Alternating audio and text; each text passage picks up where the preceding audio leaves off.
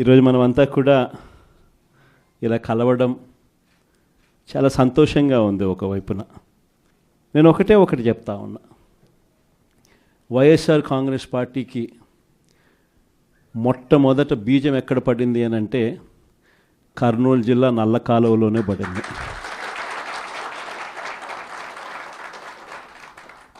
ఆ రోజు కూడా కేవలం ఒక మాట ఇచ్చినాం.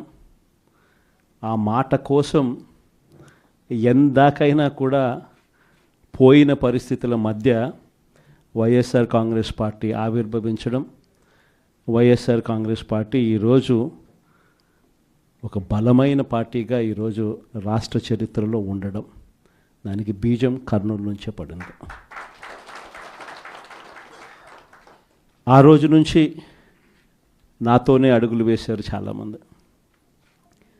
ప్రతి అడుగులోనూ కూడా ఆ రోజు పార్టీ పెట్టిన రోజు నుంచి ఈ రోజు వరకు గమనిస్తే కూడా మన పార్టీకి ఎవరైనా కూడా సిద్ధాంతం ఏమిటి అని చెప్పి ఎవరైనా కూడా వైఎస్ఆర్ కాంగ్రెస్ పార్టీ ఐడియాలజీ ఏమిటి, సిద్ధాంతం ఏమిటి అని ఎవరైనా ఒక్కసారి కళ్ళు మూసుకొని ఆలోచన చేస్తే కంటికి కనిపించేది రెండు కనిపిస్తాయి. ఒకటి, విలువలతో కూడిన రాజకీయాలు చేయడం. రెండవది, విశ్వసనీయత అన్న పదానికి అర్థం చెప్పిన పార్టీ ఏదైనా రాష్ట్ర చరిత్రలో ఉంది అంటే అది వైఎస్ఆర్ కాంగ్రెస్ పార్టీ అని చెప్పి కూడా గర్వంగా చెప్తాం.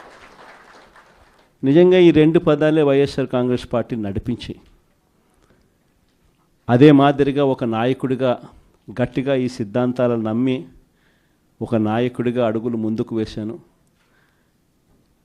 నాలో ఈ గుణాలను చూసి మీరంతా కూడా నాకు తోడుగా ఇన్ని సంవత్సరాల పాటు అడుగు వేశారు. ఈరోజు నేను ఒకటి చెప్తా ఉన్నా, రాజకీయాలలో గెలుస్తాం ఓడిపోతాం ఇది వేరే విషయాలు. కానీ ఈ రోజుకి కూడా ఖచ్చితంగా ఒకటైతే చెప్తాను, వైఎస్ఆర్ కాంగ్రెస్ పార్టీకి సంబంధించిన ఏ నాయకుడైనా కూడా, ఏ జెడ్పీటీసీ అయినా, ఏ ఎంపీటీసీ అయినా, ఏ సర్పంచ్ అయినా, ఏ వార్డు మెంబర్ అయినా, ఏ కార్యకర్త అయినా కూడా, జిల్లా స్థాయి నుంచి గ్రామ స్థాయి వరకు ఏ నాయకుడైనా, ఏ కార్యకర్త అయినా కూడా గర్వంగా కాలర్ ఎగరేసుకొని ఏ ఇంటికైనా వెళ్ళి ఆ ఇంట్లో చిక్కటి చిరునవ్వుల మధ్య వాళ్ళ ఆశీస్సులు తీసుకునే కెపాసిటీ, వాళ్ళ ఆశీస్సులు తీసుకునే పరిస్థితి ఏ నాయకుడికైనా ఉంది అని అంటే అది ఒక్క వైఎస్ఆర్ కాంగ్రెస్ పార్టీ నాయకులకు మాత్రమే ఉందని గర్వంగా చెప్పగలం. ఎందుకనంటే మనం రాకమునుపు రాజకీయాలు ఒక మాదిరిగా ఉండి, మనం వచ్చిన తర్వాత రాజకీయాలకు అర్థం ఇది అని చెప్పి తిరగరాసిన చరిత్ర ఏ పార్టీకైనా ఉంది అని అంటే అది ఒక వైఎస్ఆర్ కాంగ్రెస్ పార్టీకి మాత్రమే ఉంది అని కూడా గర్వంగా చెప్పగలుగుతా. మనమంతా ప్రజల తరపున వాళ్లకు తోడుగా నిలబడాల్సిన సమయం వచ్చింది. గ్రామ స్థాయి నుంచి మనం బలోపేతం, మళ్ళీ ఆర్గనైజ్డ్గా బలోపేతం జరగాలి.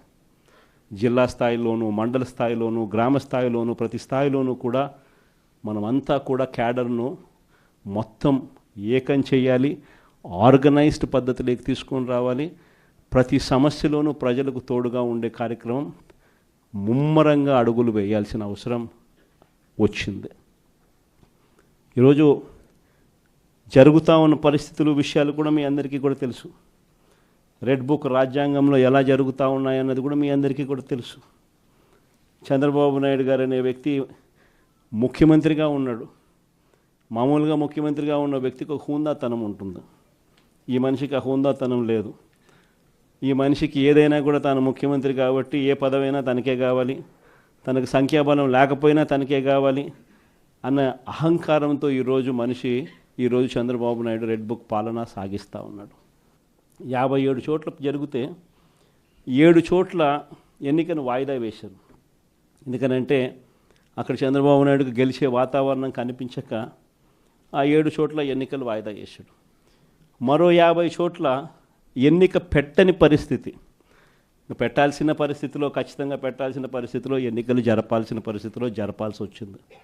ఆ వచ్చిన చోట్ల కూడా 50 చోట్లలో 39 చోట్ల వైఎస్ఆర్సీపీ క్యాడర్ తెగింపుతో గట్టిగా నిలబడింది.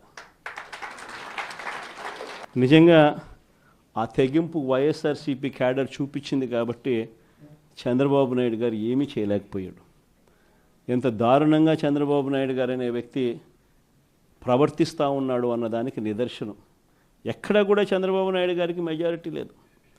ప్రతి చోట కూడా వైఎస్ఆర్సీపీ కోవిడ్ తర్వాత జరిగిన ఎన్నికలు, అంటే 2 ఏళ్ల తర్వాత జరిగిన ఎన్నికల్లో 2.5 సంవత్సరం 2.5 సంవత్సరం తర్వాత ఎన్నికలు జరిగాయి.